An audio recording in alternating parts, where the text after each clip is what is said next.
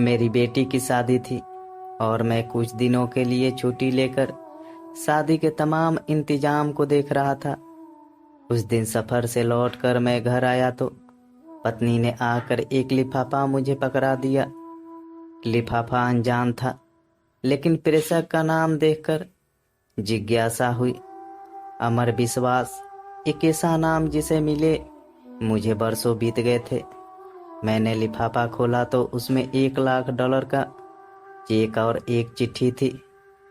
इतनी बड़ी राशि, वो भी मेरे नाम पर। मैंने जल्दी से चिट्ठी खोली और एक सांस में ही सारा पत्र पढ़ लिया। पत्र किसी परी कथा की तरह मुझे अचंभित कर गया। लिखा था, आदरणीय सर, मैं एक छोटी सी भेंट आपको दे रहा हूँ। मुझे नहीं लगता कि आपके एहसानों का कर्ज मैं कभी उतार पाऊंगा। यह उपहार मेरी अनदेखी बहन के लिए है। घर पर सभी को मेरा प्रणाम। आपका अमर। मेरी आंखों में वर्षों पुराने दिन सहसा किसी चलचित्र की तरह तैर गए। एक दिन मैं चंडीगढ़ में टहलते हुए एक किताबों के दुकान पर अपनी मनपसंद पत्रिकाएं उलट पुलट रहा था कि मेरी नज़र बाहर पुस्तकों के एक छोटे से ढेर के पास खड़े एक लड़के पर पड़ी। वह पुस्तक की दुकान में घुसते हर सम्राट व्यक्ति से कुछ सवाल करता और कोई प्रतिक्रिया ना मिलने पर वापस अपनी जगह पर जाकर खड़ा हो जाता। मैं काफ़ी देर तक मूक दर्शक की तरह यह नज़ारा देखता रहा। पहली नज़र में ये फुटपाथ पर दुकान लगाने वालों द्वारा की जाने वाली सामान्य सी व्यवस्था लगी, लेकिन उस लड़के के चेहरे की निराशा सामान्य नहीं थी। वह हर बार नई आशा के साथ अपनी कोशिश करता, फिर वही निराशा। मैं काफ़ी देर तक उसे देखने के बाद अपनी उत्सुकता दबा नहीं पाया और उस लड़के के पास जाकर खड़ा हो गया।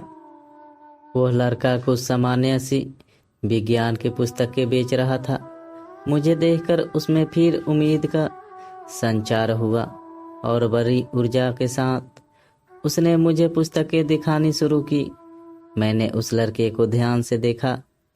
साफ सुथरा चेहरे पर आत्मविश्वास, लेकिन पहनावा बहुत ही साधारण। ठंड का मौसम था और वह केवल एक हल्का सा स्वेटर पहना हुआ था। पुस्तकें मेरे किसी काम की नहीं थी, फिर भी मैंने जैसे किसी सम्मोहन से बंद कर उससे पूछा, बच्चे, ये सारी पुस्तकें कितनी की है? आप कितने दे सकते हैं सर? अरे कुछ तुमने तो सोचा तो होगा। आप जो दे देंगे।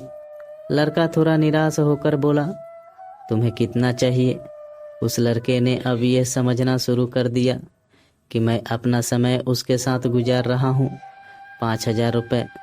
वो लड़का कुछ करवाहट में बोला, इन पुस्तकों का कोई 500 भी दे दे तो बहुत है। मैं उसे दुखी नहीं करना चाहता था, फिर भी अन्यासा मुंह से निकल गया। अब उस लड़के का चेहरा देखने लायक था, जैसे ढेर सारी निराशा किसी ने उसके चेहरे पर उड़ेल दी हो। मुझे अब अपने कहे पर पछतावा हुआ। मैंने अपना एक हाथ उसके कंधे पर रखा और उससे सांत्वना भरे शब्दों में फिर पूछा, देखो बेटे, मुझे तुम पुस्तक बेचने वाले तो नहीं लगते। क्या बात है? साफ साफ बताओ कि क्या ज़रूरत है? वह लड़का तब जैसे फूट पड़ा। शायद काफ़ी समय निराश का उतार चढ़ाव अब उसके बर्दाश्त के बाहर था। सर, मैं 10+2 कर चुका हूँ। मेरे पिता एक छोटे से रेस्टोरेंट में काम करते हैं। मेरा मेडिकल में चयन हो चुका है। अब उसमें प्रवेश के लिए मुझे पैसे की ज़रूरत है। कुछ तो मेरे पिताजी देने के लिए तैयार हैं, कुछ का इंतजाम वो अभी नहीं कर सकते। लड़के ने एक ही सांस में बड़ी अच्छी अंग्रेजी में कहा, तुम्हारा नाम क्या है? मैंने मंत्रमुग्ध होकर पूछा, अमर विश्वास। तुम विश्वास हो और दिल छोटा करते हो। कितना पैसा चाहिए? 5,000। अब की बार उसके स्वर में दीनता थी। अगर मैं तुम्हें यह रकम दे दूं तो क्या मुझे वापस कर पाओगे? इन पुस्तकों की इतनी कीमत तो है नहीं। इस बार मैंने थोड़ा हंसकर पूछा, सर आपने ही तो कहा कि मैं विश्वास हूँ, आप मुझ पर विश्वास कर सकते हैं। मैं पिछले 4 दिन से यहाँ आता हूँ। आप पहले आदमी हैं जिसने इतना पूछा। अगर पैसे का इंतजाम नहीं हो पाया तो मैं भी आपको किसी होटल में कप प्लेट धोता हुआ मिलूंगा। उसके स्वर में अपने भविष्य के डूबने की आशंका थी। उसके स्वर में जाने क्या बात थी जो मेरे जेहन में उसके लिए सहयोग की भावना तैरने लगी। उसे एक जालसाज से ज्यादा कुछ मानने को तैयार नहीं था, जबकि दिल में उसकी बात को स्वीकार करने का स्वर उठने लगा था। आखिर में दिल जीत गया। मैंने अपने पर्स से 5,000 रुपये निकाले, जिनको मैं शेयर मार्केट में निवेश करने की सोच रहा था, उसे पकड़ा दिए। वैसे इतने रुपए तो मेरे लिए भी मायने रखते हैं, लेकिन न जाने किस मोह ने मुझसे वो पैसे निकलवा लिए।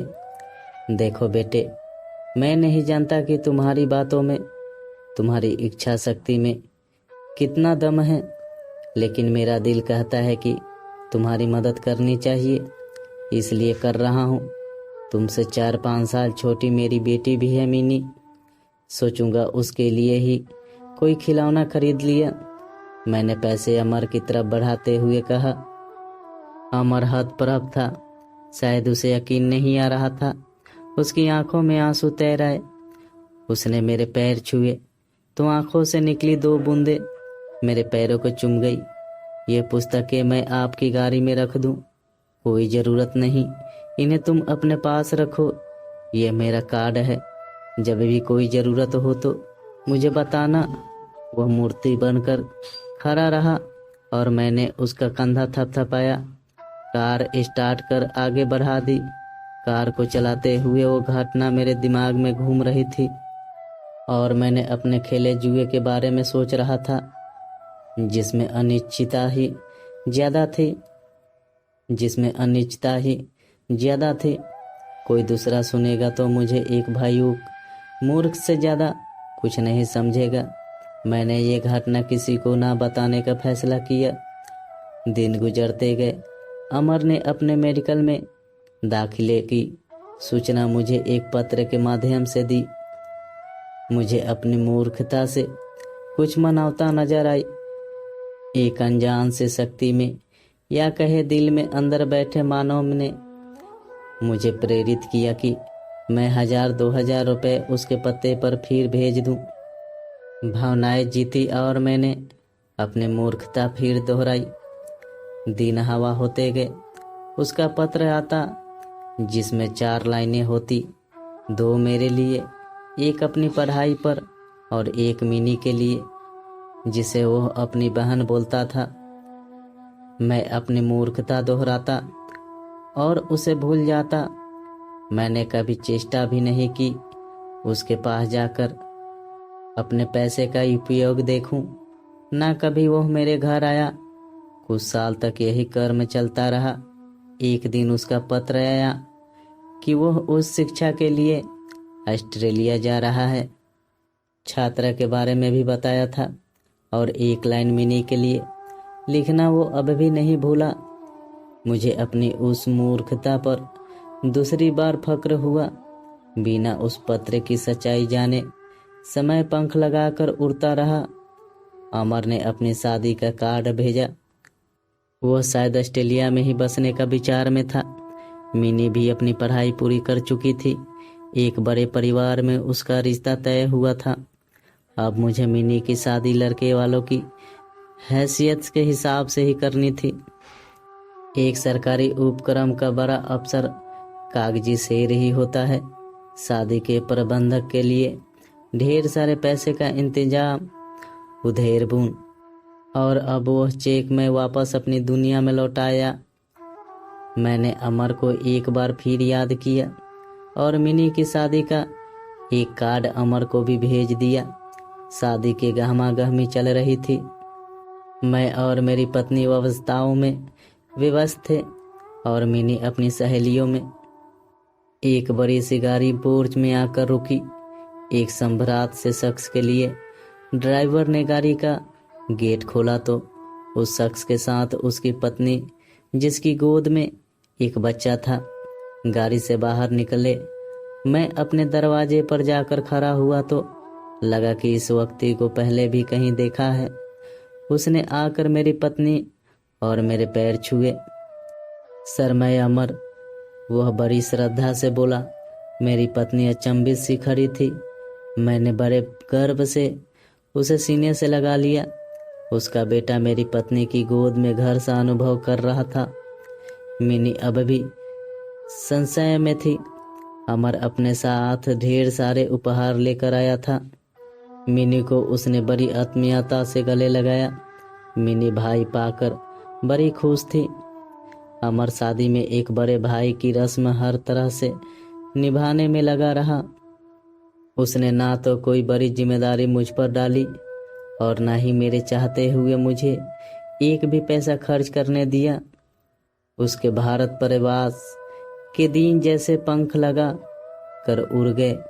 इस बार अमर जब ऑस्ट्रेलिया वापस लौटा तो हवाई अड्डे पर उसको विदा करते हुए न केवल मेरी बल्कि मेरी पत्नी मिनी सभी की आंखें नम थी। हवाई जहाज ऊंचा और ऊंचा आकाश को छूने चल दिया और उसी के साथ साथ मेरा विश्वास भी आसमान छू रहा था। मैं अपनी मूर्खता पर एक बार फिर गर्वित था और सोच रहा था कि इस नश्वर संसार को चलाने वाला कोई भगवान नहीं, हमारा विश्वास ही है। दोस्तों, अगर ये कहानी आपको पसंद आई हो तो मेरे वीडियो को लाइक करके चैनल को सब्सक्राइब जरूर कर दें।